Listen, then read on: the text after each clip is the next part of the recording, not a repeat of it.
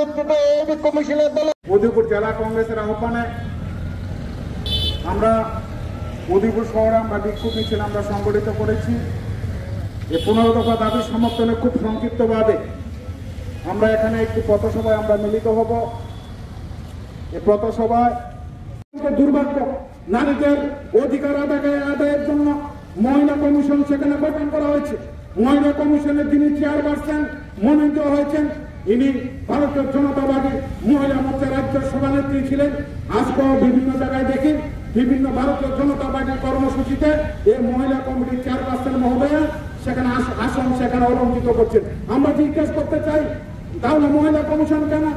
মহিলা কমিশন একটা নিরপেক্ষ সংস্থা, সেখানে নিরপেক্ষ লোক থাকার কথা ছিল, কিন্তু দুর্ভাগ্যজনকভাবে সম্পূর্ণ পরিকল্পিতভাবে এ রাজ্যের যাতে নারীদের অধিকার সুরক্ষিত না হয়, নারীরা যাতে বঞ্চিত হয়, নারীরা অত্যাচারিত হলে যাতে প্রশাসনিক সুযোগ সুবিধা পেতে না পারে, একটা গভীর ষড়যন্ত্র করে মহিলা কমিশনের মতন একটা গুরুত্বপূর্ণ পদে না সেখানে মহিলা মোর্চার রাজ্য সভানেত্রীকে চেয়ারপারসন সেখানে করা হয়েছে।